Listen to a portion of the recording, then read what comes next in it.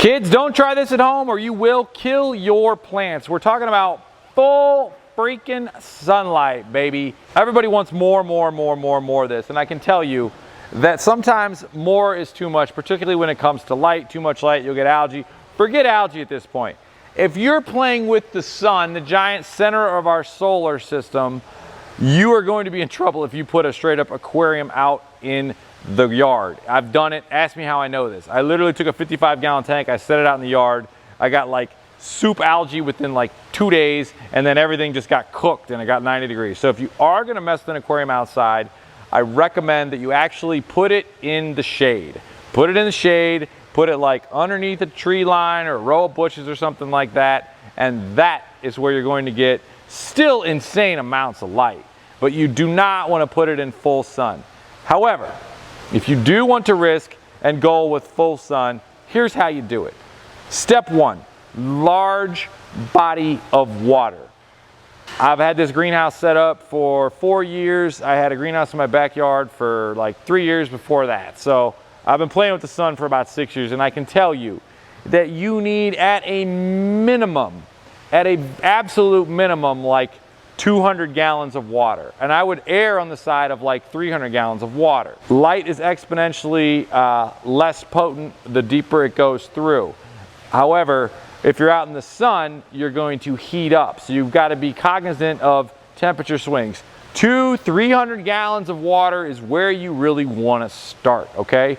When you start there, I recommend that you go probably at least a foot tall. We have basins that are 18 inches tall. That's how we started, but we have some that are low boys that are a foot tall, okay? You have to do that. Then you have to do carbon dioxide. You have to do CO2. I'm not a huge proponent of it for most people in the hobby, but if you're gonna mess around with outside, you're gonna have so much light, CO2 is gonna become the limiting factor. This is not the case in most of your aquariums. CO2 is gonna be your limiting factor. So you gotta figure out a way to put CO2 into your aquarium. And once you have that, the world is yours, okay? And I wanna show just a random scrat basin that we have here and how it's been treated and how it is doing. This is the overflow, not gonna sell plants out of it basin right here.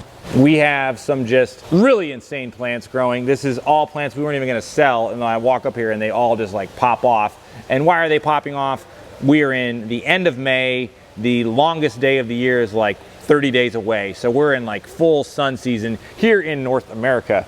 This is an underwater grown, I believe this is a Ludwigia arcuata. There's a couple of them. You will not find it like that. That is underwater grown, red tips, nice roots. Like that is just a wow plant. I'm super excited to have it looking so good. Over here we also have, this is an easy one. This is Ludwigia repens. Right there, that's a native plant to the US. Over here we have some Alternanthera. This is like B stock, we wouldn't sell this. But then in the full sun, it'll get this little underwater growth coming back. That's where it melted off. The above water growth melted off and then it's coming back. And then we also have a Ludwigia inclinata. This is a Ludwigia inclinata over here, and then over here. And then we have a Rotella right here. That's a Rotella macarandra. Super fun, super wild plant. And then over here, last but not least, Ustrella stellata, okay? It's like the hot older sister of Pogostamen stellata, I'm not gonna lie. So there is how you play with full sun. We run a passive CO2 system right there, and that's how you do it.